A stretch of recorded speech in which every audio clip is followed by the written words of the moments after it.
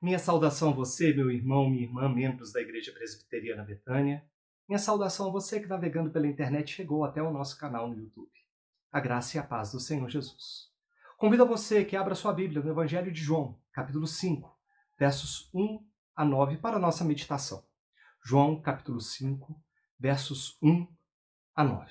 Algum tempo depois, Jesus subiu a Jerusalém para uma festa dos judeus.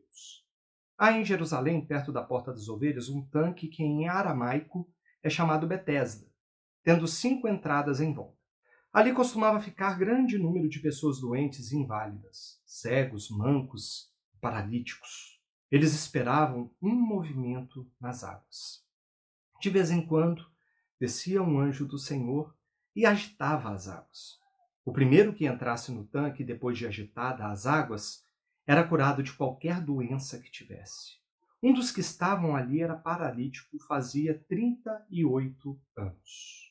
Quando o viu deitado e soube que vivia naquele estado durante tanto tempo, Jesus lhe perguntou: "Você quer ser curado?" Disse o paralítico: "Senhor, não tenho ninguém que me ajude a entrar no tanque quando a água é agitada. Enquanto estou tentando entrar, outro chega antes de mim." Então Jesus lhe disse: "Levante-se, pegue a sua maca e ande." Imediatamente, o homem ficou curado, pegou a maca e começou a andar. E isso aconteceu num sábado. Há pouco mais de um ano, no dia 15 de abril de 2019, o mundo assistiu assombrado um incêndio que devastou a Catedral de Notre-Dame, em Paris. Uma construção majestosa que demorou 182 anos para ser construída foi devorada pelo fogo em questão de horas. Sua arquitetura foi desfigurada, o telhado foi destruído, a sua imponente torre ruiu diante dos olhos incrédulos de todo mundo.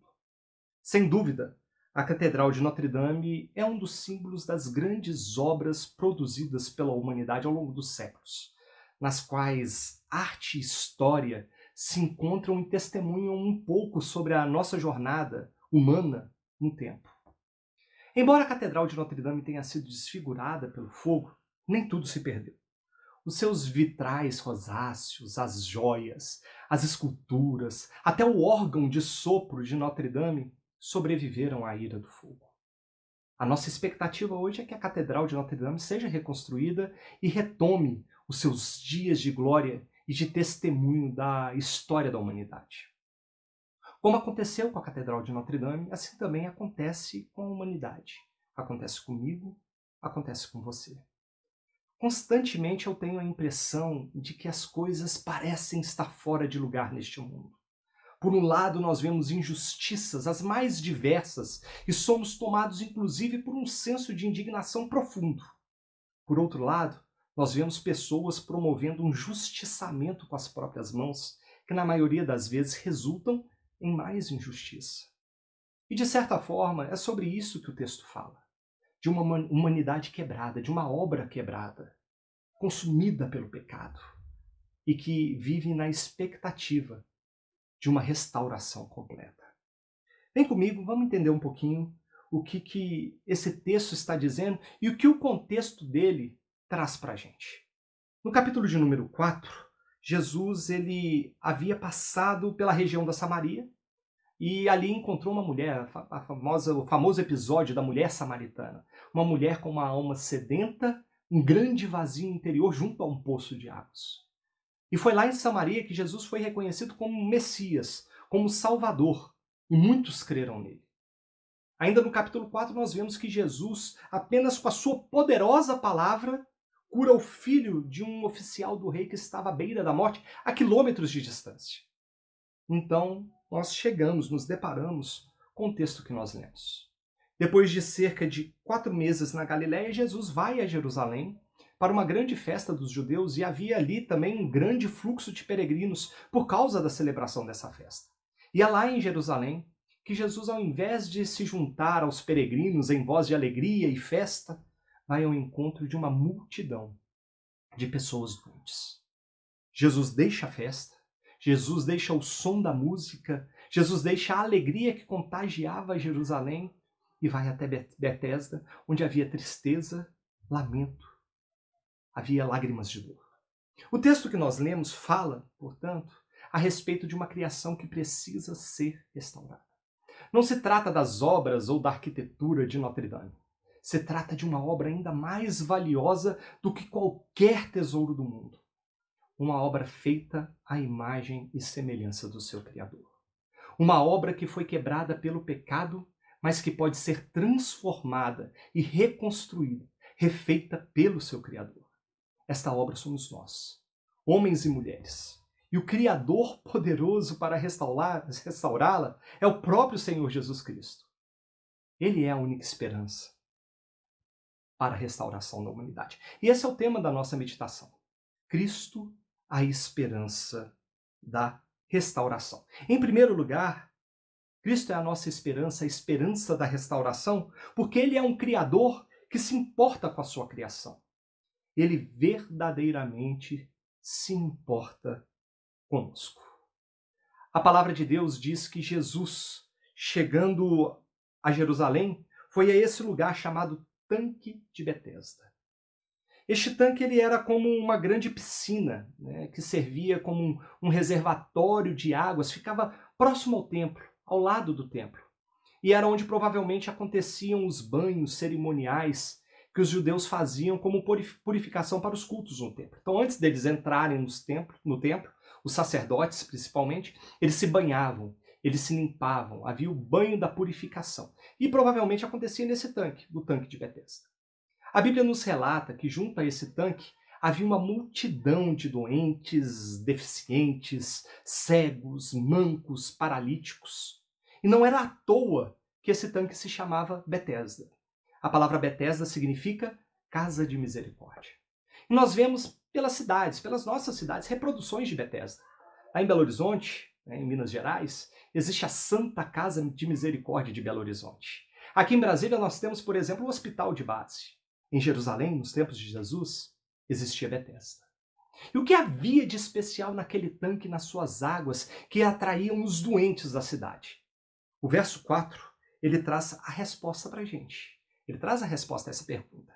Havia uma crença de que de tempos em tempos um anjo enviado da parte de Deus agitava as águas e o primeiro que entrasse nelas seria curado. Fico tentado a imaginar essa cena. Uma multidão de doentes esperando o agitar das águas. No momento em que as águas eram agitadas e ninguém sabia quando, havia um grande desespero, um grande tumulto. Paralíticos se arrastando, cegos correndo, guiados pela sua audição, doentes acometidos de todo tipo de enfermidade, cada um atropelando o seu companheiro na esperança de se verem livres da sua doença. E é para este lugar que Jesus vai quando chega a Jerusalém. Um lugar que certamente toda a cidade evitava e onde ninguém queria ir. Você já parou para pensar o quanto nós somos frágeis? Uma pedrinha nos rins já é suficiente para provocar dores terríveis. Uma pequena inflamação em qualquer parte do corpo pode se tornar o terror em forma de dor. Podemos sofrer dores cujas causas desconhecemos, como a fibromialgia. Isso sem contar hérnia de disco, problemas de coluna, problemas no nervo ciático, tendinites. A nossa finitude fica ainda mais visível, mais perceptível, quando enfrentamos doenças mais sérias, que nos preocupam, que roubam o nosso sono, que roubam a nossa paz.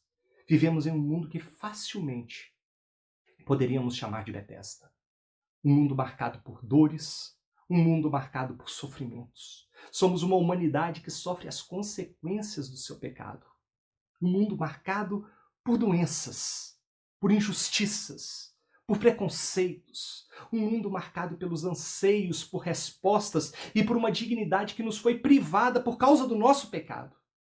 Betesda é uma grande metáfora para a fragilidade, para a miséria, para a impotência humana. Mas nós somos criação de Deus. Nós não somos obra do acaso. Nós não somos um acontecimento aleatório. Também não somos obra de um criador desinteressado, como um relojoeiro que construiu um belo relógio, deu corda nele e o deixou funcionando à própria sorte, como um barco à deriva. Nós somos uma obra intencional de Deus, que nos fez a sua imagem, conforme a sua semelhança, para nos relacionar com Ele. Por isso somos as mais belas, ou a mais bela criação de toda a história. Nada se compara a criação do homem. Mas nós nos rebelamos contra Deus, nós rejeitamos o seu amor. Nós pecamos contra o nosso Criador e o principal efeito do pecado sobre a humanidade é a morte, é o sofrimento, é a dor. Somos como uma multidão de homens e mulheres enfermos, cegos, paralíticos, que só têm uma certeza nessa vida: tudo passará. Nós passaremos e haverá um momento quando não haverá médico que possa trazer solução para a nossa doença e voltaremos ao pó de onde viemos. Somos uma criação quebrada pelo pecado e que precisa de restauração. Na nossa fraca humanidade, meus irmãos, aguardamos algum acontecimento extraordinário que possa mudar o nosso destino. Nós aguardamos um agitar de águas, como em Betesda. Assim, por vezes, nos apoiamos em superstições, em crendices, em misticismos, em horóscopo, em tanta coisa, ideologias políticas, movimentos sociais que possam amenizar o sofrimento e a dor que enfrentamos. Somos impotentes diante das circunstâncias da vida e nos apegamos a tudo que possa nos dar um lampejo de esperança. Esperamos ansiosamente por um agitar de águas para que os nossos problemas sejam resolvidos. E nessa história, meus irmãos, como no episódio deste homem coxo, é cada um por si. Existe um velho ditado que diz que farinha pouca, meu pirão primeiro. Todos se acotovelavam, se atropelavam em busca da cura. Mas passava por Betesda alguém que não pertencia àquele lugar. Alguém que podia consertar a criação quebrada. Ele podia restaurar a obra que havia sido danificada pelo pecado. Esse restaurador, meu irmão, minha irmã, é o Senhor Jesus. Assim como ele entrou em Betesda, o próprio Deus entrou neste mundo, ele se fez homem, ele entrou na nossa história, e assim como ele andou entre coxos, cegos, paralíticos e doentes, Jesus, o Filho de Deus, andou entre nós pecadores. E foi assim que Deus revelou o seu amor por nós. Cristo morreu em nosso favor, quando ainda éramos pecadores, sem merecer esse maravilhoso amor. Ele morreu para nos dar vida, para nos transformar, para nos fazer uma nova criação para a glória dele. Ele é Deus que se compadece das nossas fraquezas, porque ele se fez um de nós e sofreu os mesmos sofrimentos que eu e você sofremos. Meus irmãos, isso é algo maravilhoso. Cristo, ele é a esperança porque ele é o Criador que se importa com a sua criação. Isso nos conduz a um segundo ponto.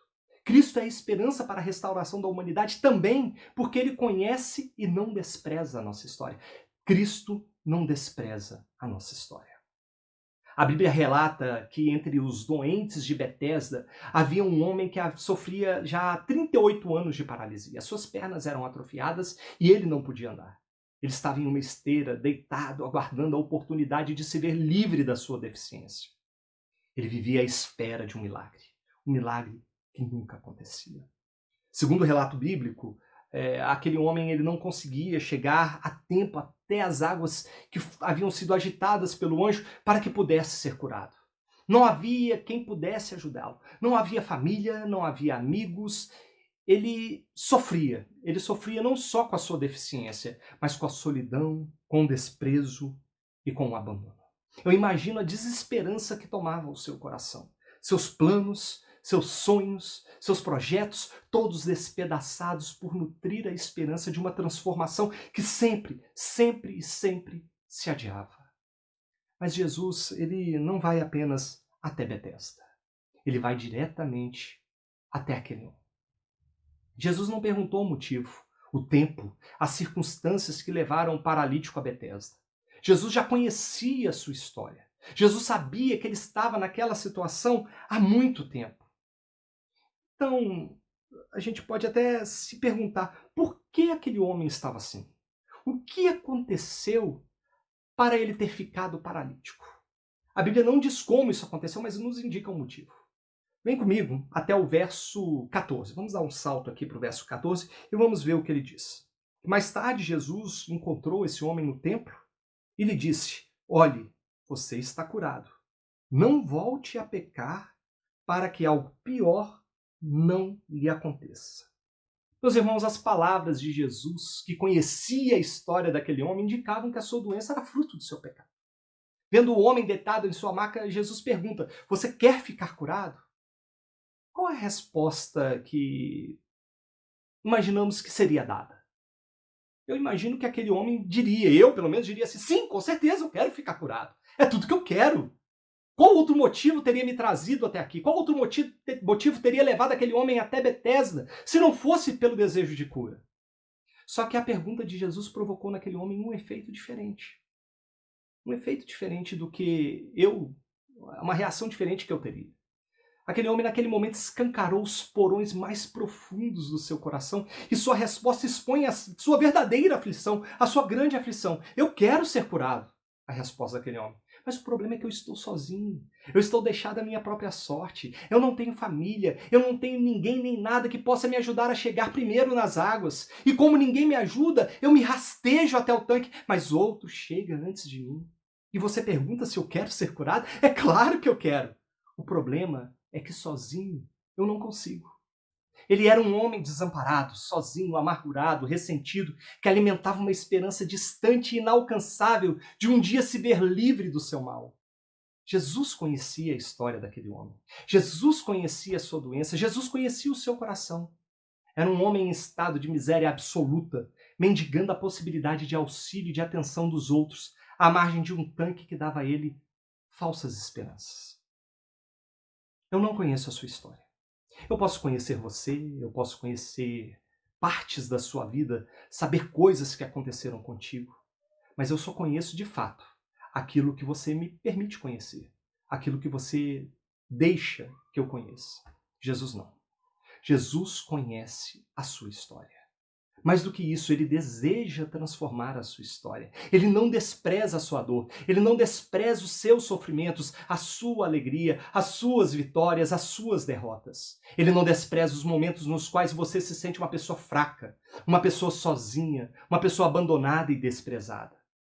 Mas não podemos nos esquecer de uma coisa importante. Nós somos uma humanidade quebrada pelo pecado. O nosso problema principal não é a doença que nos aflige, não é a solidão, não é a dor que habita no coração. O principal problema que enfrentamos é o pecado que habita em nós. Não é necessariamente algo que você cometeu no passado. Não é necessariamente um preço a ser pago pelos seus erros e suas falhas, mas fruto já do nosso pecado, cometido pelos nossos primeiros pais. Frutos de pecados de pessoas que nos fazem sofrer. Certamente as nossas falhas e nossas más escolhas produzem consequências que nos trazem sofrimento. Independentemente dos nossos atos e escolhas, de nos sentirmos tristes ou alegres, de estarmos doentes ou gozarmos de boa saúde, a palavra de Deus diz que todos, sem exceção, eu e você, pecamos e precisamos da graça, da glória de Deus. Se você tem passado por aflições, tenha uma certeza. Jesus conhece o seu coração e nada está fora do alcance de seu poder. Nada, nada. Ele é poderoso para perdoar pecados. Ele é poderoso para transformar o choro em riso. Ele é poderoso para te sustentar e te erguer enquanto sua tristeza durar. O Salmo 30 diz exatamente isso, que o choro ele pode persistir uma noite, mas de manhã irrompe a alegria. Ele pode, meus irmãos, nos sustentar na noite mais escura da nossa alma e transformá-la em uma manhã de alegria incontida. E ele fez isso com aquele homem paralítico. A noite dele perdurou por 38 anos. 38 anos de paralisia, de solidão, de abandono, de angústia massacrante. Mas o dia estava prestes a raiar para aquele homem, porque ele teve um encontro com o maior restaurador de vidas quebradas, o Senhor Jesus. E isso, meus irmãos, nos conduz ao nosso terceiro e último ponto. Jesus, ele é a esperança de restauração, porque só ele e mais ninguém pode restaurar a humanidade. Só ele e mais ninguém pode restaurar o homem. Depois de ouvir o lamento daquele homem, Jesus se volta para ele e diz: levante-se, pegue a sua maca, ande. Naquele momento, o Criador de todas as coisas estava fazendo uma restauração na sua criação pelo poder da sua palavra. Assim como todas as coisas foram criadas pelo poder da palavra de Deus, Deus estava restaurando a sua obra também por esse mesmo poder. Se o tanque curava pelo agitar das águas, e eu creio que sim, a palavra de Deus nos diz isso, a Bíblia nos relata isso, Jesus poderia muito bem ter ficado ao lado do paralítico e ter dito para ele: olha, amigo, fica tranquilo, pode ficar aí tranquilo que eu vou ficar com você, do seu lado, até que as águas fossem agitadas. Quando as águas se agitarem, eu vou te acudir, eu vou pegar você e vou te levar lá dentro e te jogo dentro da água e você vai ser curado. Talvez fosse essa a expectativa daquele homem que tinha suas pernas atrofiadas, que Jesus fizesse isso por ele, o levasse até o tanque, que alguém ficasse com ele e o levasse às águas para ser curado. Mas Jesus não faz o que todos esperavam que ele fizesse. Ele não faz o que talvez aquele homem esperava dele. Jesus dá a ele uma ordem. Levante-se, pegue a sua maca e ande. Era uma ordem ousada. 38 anos, aquele homem não conseguia sequer se levantar. Mas o texto diz que ele, naquele mesmo instante, ele se viu curado. Após Jesus dizer tais palavras, no mesmo instante, ele percebeu que as suas pernas não estavam mais atrofiadas. Ele percebeu que o seu corpo quebrado por causa do pecado agora estava sendo transformado em um corpo restaurado. E imediatamente ele se levantou, tomou a sua maca, a sua cama e andou. Isso é muito parecido com o que acontece no filme De Volta para o Futuro. Eu acho muito interessante esse filme, e se você não viu esse filme, eu peço desculpas porque vai rolar um pequeno spoiler nesse momento. Nesse filme, o personagem principal, Marty McFly, viaja para o passado em uma máquina do tempo movida por um material radioativo, plutônio. Ele viaja então do ano de 1985 para o ano de 1955, quando seria inconcebível conseguir plutônio para abastecer a máquina. Ele estava definitivamente preso no tempo. Somente uma pessoa poderia consertar a máquina do tempo e transformá-la para que Marty McFly pudesse voltar ao ano de 1985. Essa pessoa não poderia ser outra, senão o Dr. Brown, o criador da máquina do tempo. Somente ele poderia consertar aquilo que ele mesmo havia criado. Meus irmãos, minhas irmãs, 38 anos. Aquele homem nunca havia conseguido se levantar sozinho. 38 anos e ele não conseguia vencer a sua deficiência e nem curar as suas próprias feridas. 38 anos tentando e ele não conseguiu salvar a si mesmo com o seu esforço, com a sua capacidade, com a sua crença no agitar esporádico das águas. Mas em apenas um instante, ele teve um encontro com alguém que tinha todo o poder e autoridade, o Criador de tudo e que sustenta todas as coisas pelo poder da sua palavra. Ele encontrou com seu Criador, ele se encontrou com seu Criador, que o conhecia, que sabia cada detalhe de seu funcionamento, do funcionamento do seu corpo e podia consertá-lo. 38 anos. E aquele homem se levantou completamente curado. Ele não precisou de fisioterapia, ele não precisou de terapia ocupacional, ele não precisou de fortalecimento muscular, não precisou de pilates. O seu corpo quebrado pelo pecado estava consertado. Meu irmão, minha irmã, só Deus pode transformar a nossa vida, porque Ele é o nosso Criador. Mais do que isso, Ele se fez um de nós, Ele se importou conosco ao ponto de deixar o esplendor de sua glória e entrar no tempo e no espaço para nos alcançar, nos transformar e nos salvar. A palavra de Jesus é poderosa para restaurar a sua criação. É poderosa para me restaurar, é poderosa para te restaurar, e essa é uma verdade bíblica. A palavra de Jesus é poderosa para mudar a minha e a sua história. Ela é poderosa para fazer o paralítico andar. Ela é poderosa para fazer o cego ver. Ela é poderosa para curar doenças, para fazer o surdo ouvir. Ela é poderosa para libertar de vícios. A palavra de Jesus é poderosa principalmente para perdoar pecados. Ela é poderosa para curar as feridas do coração, feridas da solidão, feridas do abandono e do desprezo. A palavra de Jesus é poderosa para restaurar relacionamentos. Ela é poderosa para nos reconciliar com Deus e para nos reconciliar com o nosso próximo. Só Cristo pode restaurar a sua criação. Ele é a única esperança para a restauração de toda a humanidade. Que bom seria, meus irmãos, que bom seria se os arquitetos originais de Notre Dame pudessem reconstruí-la. Nós teríamos de volta a originalidade de suas obras e a beleza e imponência inicialmente projetada para a grande catedral francesa. É uma pena que seus criadores não estejam vivos e Dessa forma, não é possível resgatar por completo a originalidade do projeto da Catedral de Notre Dame. Mas o nosso Criador está vivo. Ele pode nos restaurar ao seu plano inicial. Ele pode nos fazer novos. Ele pode te fazer um novo homem, uma nova mulher, hoje, agora. Não importa para ele o seu passado, não importa para ele as consequências das suas decisões, ele pode te perdoar. Não importa o tempo pelo qual você tem enfrentado a angústia que aflige o seu coração, ele pode te restaurar. Não importam as relações fracassadas, as famílias desfeitas, a inimizade, o ódio, a rejeição. A palavra de Cristo tem poder para fazer novas todas as coisas, sem nenhuma exceção. Jesus é a única esperança para mim e para você, meu irmão e minha irmã.